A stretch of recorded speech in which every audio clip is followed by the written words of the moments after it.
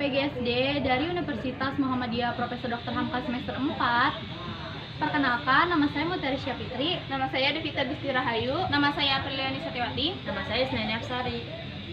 Di sini kami memenuhi mata kuliah PLP 1 yang bertujuan untuk mewawancarai Kepala Sekolah SDN Jatiranggon 2 di Kota Bekasi. Kami dari mahasiswa Universitas Muhammadiyah Profesor Dr. Hamka akan mewawancarai Bapak Rasim selaku Kepala Sekolah. Sebelumnya, terima kasih Bapak sudah meluangkan waktunya untuk kita semua untuk kita wawancarai. Langsung aja ya Pak, kalau pertanyaannya.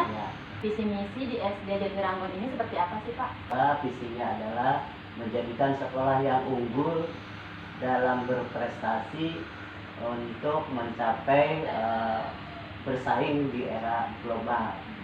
Visinya itu sesuai dengan tujuan pendidikan dasar yang pada prinsipnya misi sekolah ini adalah mengembangkan proses belajar mengajar yang menyenangkan, edukatif, kreatif, dan inovatif.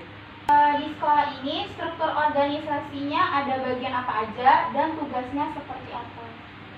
Kalau di SD negeri struktur organisasinya yang beda dengan di SMP, SMA. Kalau SD negeri itu yang ada kepala sekolah, tidak ada wakil kepala sekolah. Jadi tidak ada wakil bidang kesiswaan, tidak ada bidang kurikulum, tidak ada bidang sarana prasarana. Selanjutnya, bagaimana cara Bapak sebagai kepala sekolah dalam mengimplementasi peraturan dan tata tertib di SDN Jatiranggon 2 ini?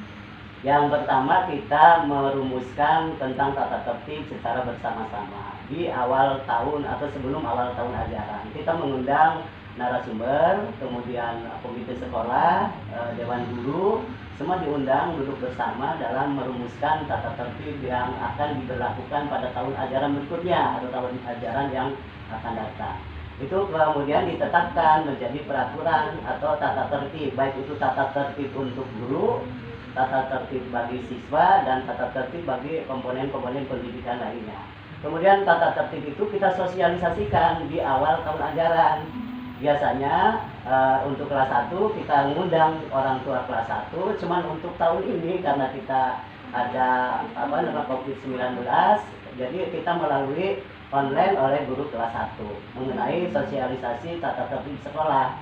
Walaupun kita sedang COVID-19, karena kita sudah sesuai dengan aturan, anak belajar harus sesuai dengan aturan yang ada. Pakaian seragamnya harus dipakai walaupun di rumah gitu. Ya, aturan-aturan itu kita sosialisasikan di setiap acara. Kalau dulu kita di upacara kita sampaikan, karena sekarang tidak ada lagi upacara, kita melalui online, melalui guru kelas masing-masing, melalui grupnya masing-masing.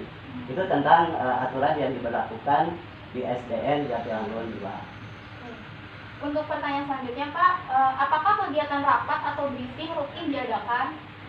Kegiatan rapat atau rapat-rapat dinas di sekolah ya kita disesuaikan dengan informasi yang didapatkan dari Dinas Pendidikan ataupun melalui Korwil UPP.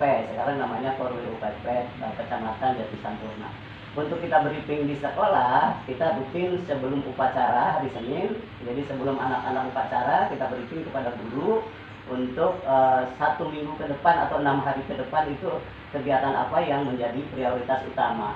Untuk rapat-rapat yang rutin kita setiap 1 bulan sekali, minimal 1 bulan sekali. Di hari Sabtu kita menyampaikan informasi dari Dinas Pendidikan ataupun prioritas-prioritas yang harus dilaksanakan oleh Bapak dan Ibu guru atau oleh siswa dan orang tua. Selanjutnya Pak, apakah di SDN Jatiranggon 2 ini mempunyai ekstrakurikuler? Kalau misalkan ada, itu apa aja? Ya.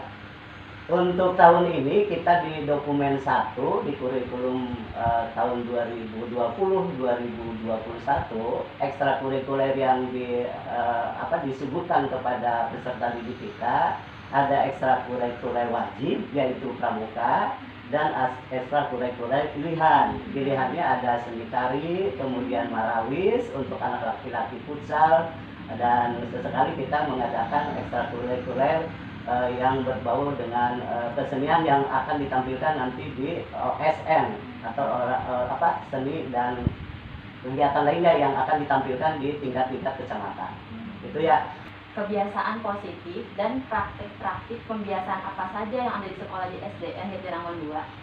Untuk pembiasaan yang seharusnya kita laksanakan sebelum kita ada COVID-19, kita ada kebiasaan-kebiasaan yang sangat menarik, yang sangat positif yang dilakukan oleh peserta didik kita maupun oleh guru kita. Untuk peserta didik ketika datang, dia masuk gerbang sekolah, kita ada istilah 3S, ya, senyum, sapa, dan salim, ya, salam ya kepada guru. Guru biasanya berdiri di gerbang kelas untuk menyapa peserta didik yang baru datang. Itu kebiasaan yang sangat positif.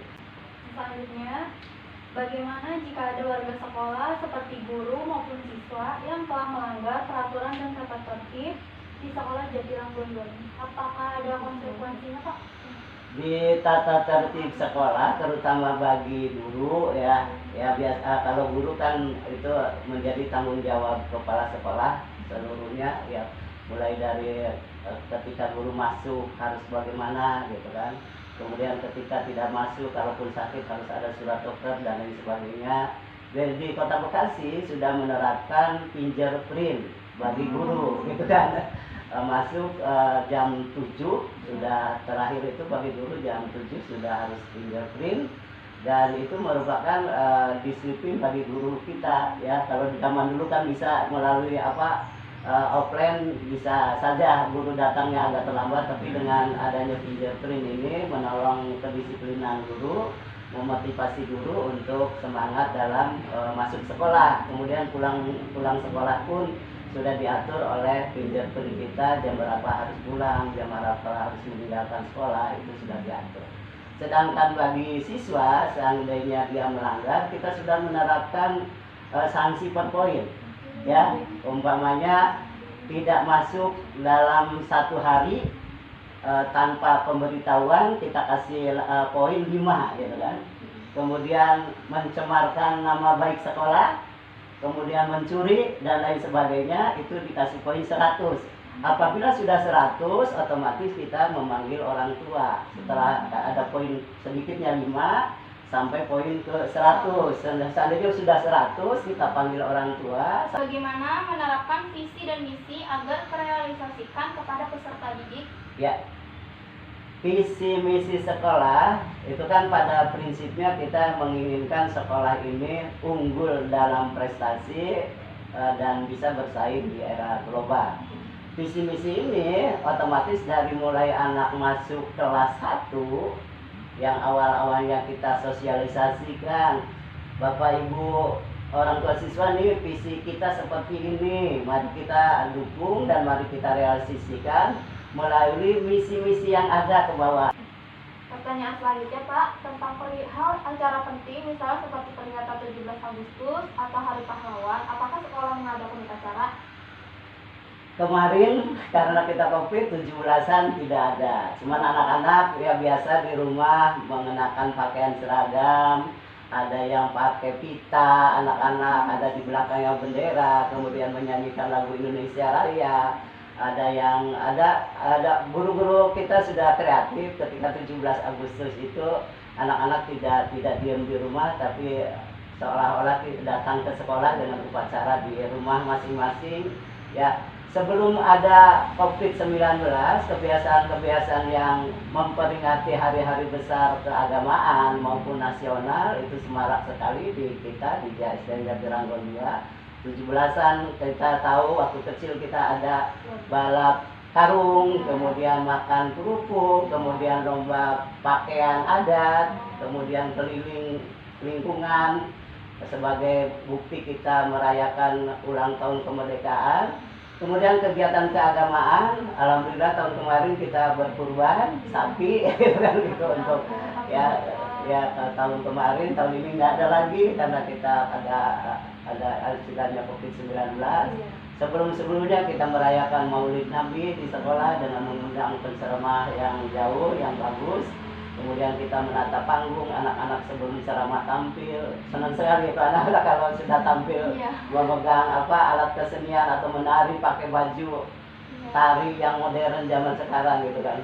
Itu jadi kegiatan-kegiatan nasional, upacara Sumpah Pemuda ataupun Hari Pahlawan selalu dilaksanakan di sekolah. Kalau biasanya 17 Agustus ada yang dilaksanakan di kecamatan Jati Sampurna, anak-anak suruh sebelum atau sesudah 17 Agustus biasanya ada gerak jalan dan lain sebagainya. Jadi karena ada seperti ini jadi agak sepi sekolah gitu. Tidak, kegiatannya seolah-olah tidak menonjol padahal di rumah ada kegiatan PJJ atau BDR gitu ya. Pertanyaan selanjutnya Pak, di SD Jatiranggon 2 ini apakah ada kegiatan edukatif seperti study tour dan apakah peserta didik wajib untuk mengikuti kegiatan tersebut? Kegiatan istilahnya karya wisata edukatif ya, kemarin kelas 1 sudah ke Taman Mini gitu kan, dengan biaya itu dimusyawarahkan oleh istilahnya komite kelas. Jadi ada komite kelas, ada kelas 1A siapa komite kelasnya, ketua itu yang dipegang oleh orang tua siswa. Kemudian dari komite kelas kemudian ada komite sekolah ya, untuk kegiatan study tour atau edukatif yang keluar sekolah untuk melaksanakan pembelajaran umpamanya tentang kelistrikan ataupun tentang lainnya, tidak jauh-jauh, paling jauh ke Taman Mini. Terakhir mengucapkan terima kasih atas kehadiran para mahasiswa. Mudah-mudahan dengan kedatangan mahasiswa di sini menambah ilmu. Kemudian Bapak bisa memetik ilmu-ilmu yang didapat terbaru oleh para mahasiswa keguruan ya. Ya pada prinsipnya senang sekali didatangi mahasiswa. Ya mudah-mudahan bisa berlanjut. Para mahasiswa bisa mengabdikan di Jatiranggon 2.